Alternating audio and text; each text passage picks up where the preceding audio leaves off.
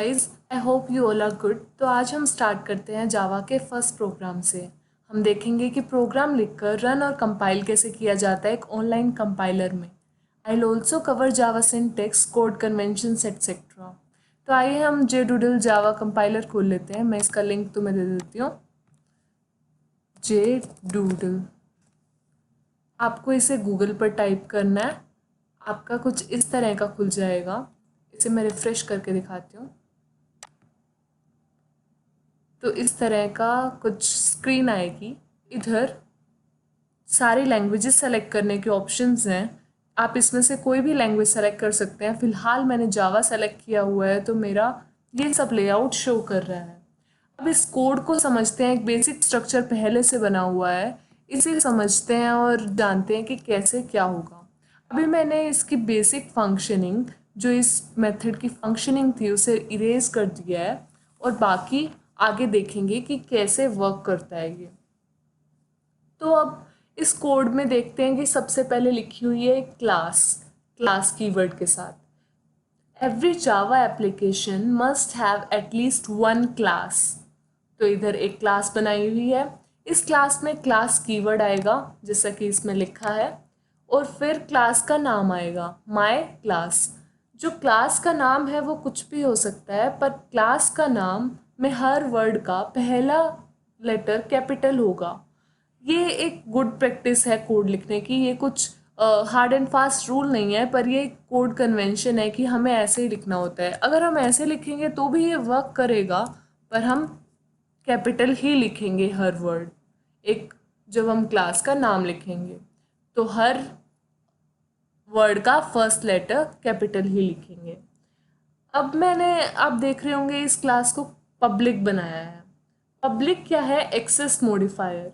3 तरह के access modifiers होते हैं। मैं आपको बताती हूँ। एक्सेस मॉडिफायर्स बोलते हैं इन्हें। तो 3 तरह के एक्सेस मॉडिफायर्स होते हैं: पब्लिक, प्रोटेक्टेड और प्राइवेट। अब मैंने इसे पब्लिक बनाया है। पब्लिक बनाने का ये रीज़न है कि ये क्लास मैं कहीं बाहर से भी एक्सेस कर पाऊँगी। बोले तो ये क्लास पब्लिक होती ही है। You just need to know कि जावा एप्लीकेशन में कितनी भी क्लासेस हो सकती हैं, लेकिन सिर्फ एक ही क्लास पब्लिक होती है। बाकी हम एक्सेस मॉडिफायर्स बाद में देखेंगे। I will surely cover it later. अभी के लिए इतना जानिए कि कितने भी क्लासेस हों, लेकिन एक ही क्लास जावा एप्लीकेशन में पब्लिक होगी। अब अगर हम JDK से रन कर रहे हैं, अभी तो हम ऑनलाइन कंपाइलर कर रहे हैं तो हमें नीड नहीं है इसे जानने की, लेकिन अगर हम JDK से रन कर रहे हैं तो पब्लिक क्लास का नाम ही फाइल का नाम होगा। ये जो माई क्लास है यही फाइल का नाम होगा। अब नेक्स्ट लाइन में देखते हैं। ये हमने कवर कर लिया। अब नेक्स्ट लाइन में देखते हैं पब्लिक स्टैटिक वॉइड मेन। इसे हम टुकड़ों में तोड़ लेते हैं। पहला है public, because it means we can call the method from outside the class.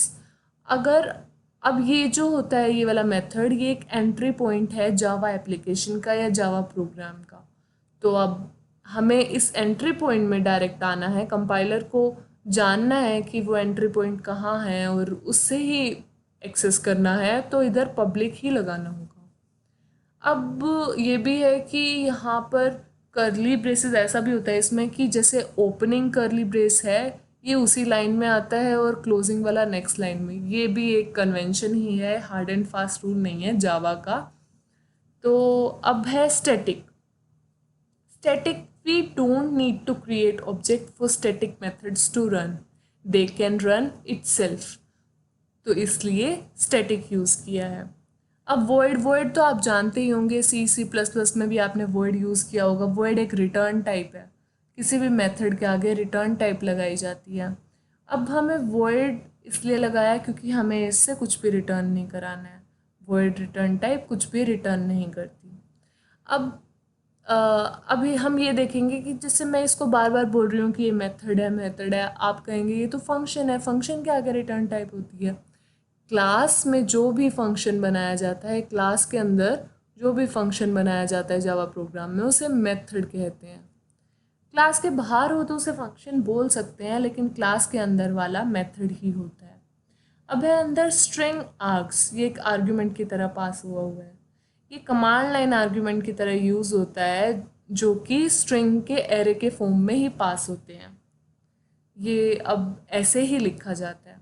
अब ये सब चीज़ें बोरिंग लग रही होंगी, पर ये एक बेसिक अंडरस्टैंडिंग बनाती हैं कि प्रोग्राम कैसे रन हो रहा है, ये ही क्यों लिखा गया है। एंड मोर ओवर इंटरव्यूज़ में भी पूछ ली जाती हैं कि ये ही क्यों आया, यहाँ स्टैटिक क्यों लिखा है, वॉइड क्यों लिखा है, तो आप बता पाएंगे। अब हम देखते हैं अगले लाइन में system.out.println। आपने देखा होगा सी प्लस प्लस में हम लिखते हैं, सी प्लस प्लस में हम सी आउट लिखते हैं, इसी तरह यहाँ पर प्रिंट एलन लिखा जाता है। system.out.println, एलन क्या है, नेक्स्ट लाइन इंसर्ट करने के लिए। अब इधर हम कुछ हार्ड कोडिंग कर देते हैं फिलहाल के लिए।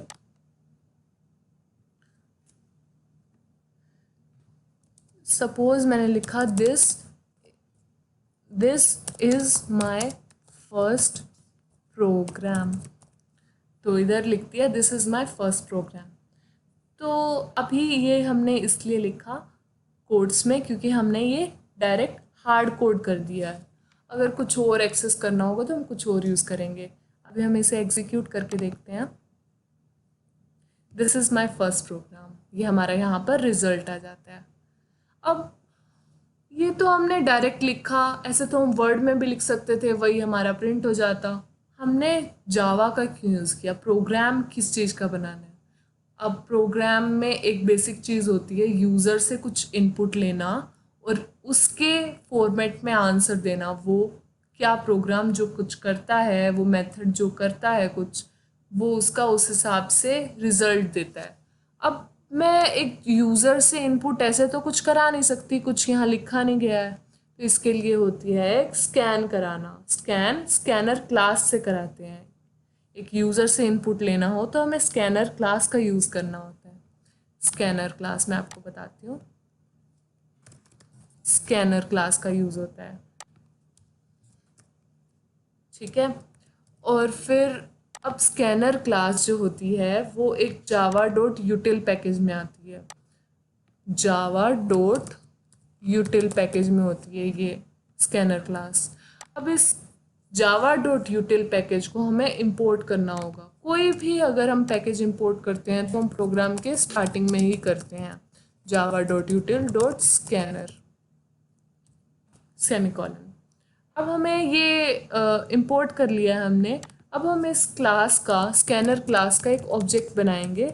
Scanner S is equal to new scanner system dot in. हमने ये एक उसका ऑब्जेक्ट बना लिया। अब हम एक वेरिएबल लेंगे इंट आई। इंट हमारी डेटा टाइप है और आई हमारा वेरिएबल है। Object dot next int. हर वेरिएबल, हर डेटा टाइप को अलग अलग मेथड हैं स्कैन करने के। फ़िलहाल हम वो अगले ट्यूटोरियल में जब हम डेटा टाइप्स और वेरिएबल्स की बात करेंगे तब हम देखेंगे। फ़िलहाल के लिए आप ये देख लीजिए कि इंट को sc.next int के नाम से स्कैन किया जाता है।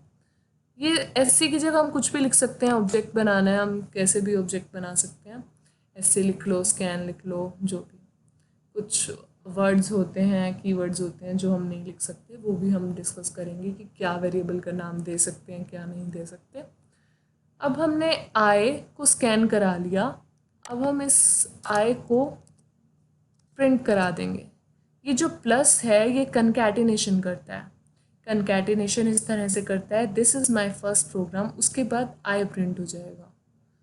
अब ये आई को हमने कोट्स में नहीं लिखा, इसको हमने कोट्स में लिखा है। इसका रीज़न यह है कि ये हार्ड कोड किया है, ऐसा का ऐसा प्रिंट करना है, और जबकि जो आई है वो यूज़र जो डालेगा वही प्रिंट करेगा। अब इधर इस ब्लॉक में यूज़र से इनपुट लिया जाता है। सपोज़ मैंने ले लिया 127 और फिर एग्जीक्यूट किया तो देखो this is my first program 127, ये हमारा आउटपुट आ चुका है। अब हमने ये देख लिया कैसे प्रिंट करते हैं, हमने स्कैन करा लिया।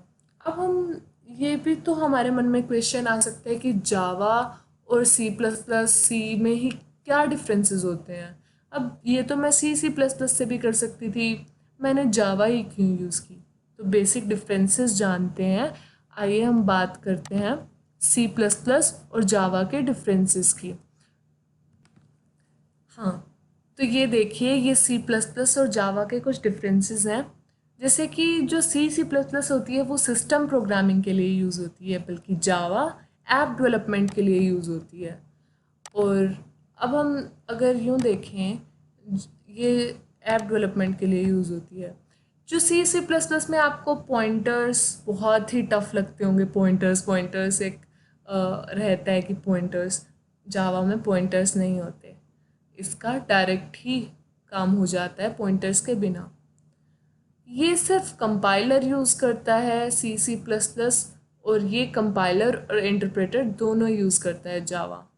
आपको और भी बहुत से डिफरेंसेस मिल जाएंगे, ये कुछ मेन इम्पॉर्टेंट डिफरेंसेस हैं जो आप नोट कर सकते हैं।